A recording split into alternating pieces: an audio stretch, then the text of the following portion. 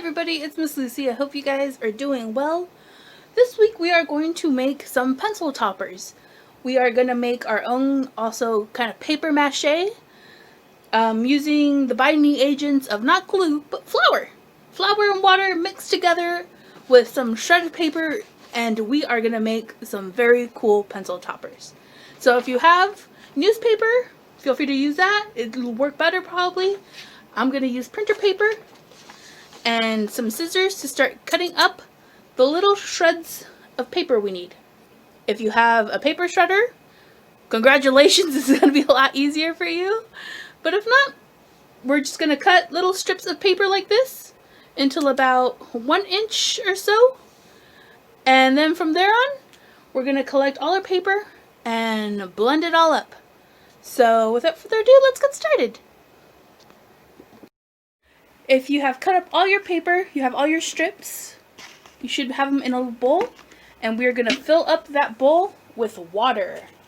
If you have hot water, that's the best thing to use. It's going to break down the fibers even better. If not, room temperature water is perfectly fine. And then we're going to leave it to soak overnight. Very important. Overnight. So we're going to check back in tomorrow and make sure our mixture is nice and soggy and ready to be molded. So it's the next day. 24 hours should have passed, probably more. I let mine set for 48 just because I kind of forgot about it. It happens. But your mixture should look like this. Kind of a watery, goopy, soggy mess. That's exactly what we want. We want all the fibers in it to break down because that's going to be easier for us to mold it back together. So now all we're going to do is put this mixture in a blender. Careful. Oh, some of it's sticking. That's okay. We can just grab it with our hands and pour it in.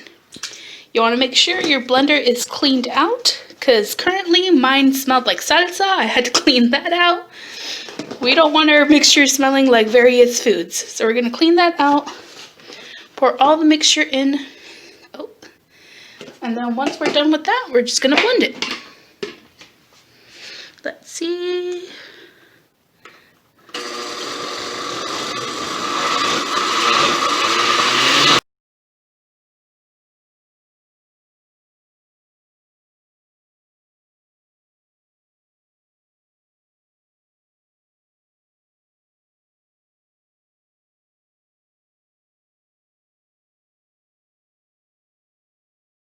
Done blended, and as you'll see, it's pretty goopy and oatmeal-like, which is exactly what we want. So we're going to pour that back into our bowl, and we're going to drain all the water out. Mixture, and now all I'm going to do is just drain all the water out. So you're just going to grab small little clumps of it and just use your hands and honestly just squeeze out all the water. It's going to be goopy. It's going to be a little gross or fun depending on how your reaction is to goopy gross mixtures, but you know, it's a process. So we're going to get through this. We're going to squeeze out all the goop from this. All the water, we want to try and get it as dry as possible. Oh, gross. But look at that. That's looking a lot better, not as wet and pudding-like, and that's exactly what we want. We want it to look like it's starting to clump together. There we go. We've broken down all those fibers, and now we're going to be able to put them back together in a different way. So just go through that whole motion. We're going to drain all the water from it. We've squeezed out all the water. This is what it should look like. You know, we have this milky looking substance, and then we have our paper over here, and it's kind of shreddy, kind of crumbly, but that's exactly what we want. So now from here, we're going to start adding flour. And I didn't mention this before, but I want to put it in now. If you are using someone's blender, make sure you have permission. Make sure you clean it out. We don't want to upset any parents by getting this little paper mixture all into their blender. So if you're going to use it, make sure you have permission. So now we're going to add some flour. I'm just using some all-purpose flour, and we're just going to add just a little bit at a time.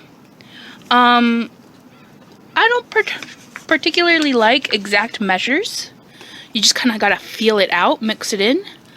But if you want something a little more exact, it's about a 3-to-1. So mixture of 3 of the little mixture of our little paste to 1 parts flour. But you're gonna mix it all up, If it's still too wet, you're gonna add more flour, and we're just gonna continuously add stuff. Feel it out. Once it starts getting all nice and mixed up, and you feel it kind of sticking together better and not being as wet, then that's about when you feel like it should be done. So once your mixture is ready and you are ready to actually start making your topper, grab a small piece of your dough, start wrapping it around a pencil, make sure it covers all of it, the tops, the sides. We're trying to get this like cute little nugget shape. And then if you think that you're able to make things like ears or horns or anything else you might want to add onto it, feel free. I think this is, my ear. It's okay, I'll make another one. This is the simplest shape to start with, but if you feel like you can do it, go right ahead. And if you want to save your dough to try and make something, I don't know, a week from now, 2 weeks from now, I do suggest adding a little bit of salt so that it keeps for longer. You can keep it in like an airtight container in the fridge. But for now, we were going to let it set for about an hour. A day. Make sure it's completely dry before painting it or coloring it, whatever you want to do with it. I do want to let you guys know that it is okay to mess up. It'll happen sometimes. Sometimes we add too much water, too much flour, not enough this, not enough that. Keep trying. This is art, but it's also a bit of STEM, It's a little bit of science because we gotta figure things out, how things are gonna work for us. Sometimes we mess up, but it's okay. Let's reassess, hypothesize what might have gone wrong, and go from there. So don't be afraid, and don't give up. We'll check back in 24 hours. It's been a little more than 24 hours for me. I want to show you guys the finished product. I have painted mine already, and this is how it came out. I was trying to go for more of a cat, but it looks more like a bat. Either way though, I'm very happy with how it came out. It looks really cute. And then the other one, which I think looks a lot better, is my favorite monster, Mike Wazowski. And look at it, it's so nice. It just pops right off. And it honestly came out really nice. I hope you guys end up trying it. I hope you guys make some really cool things. You guys keep creating, keep inventing, doing your best, not giving up. And I'll see you guys next time.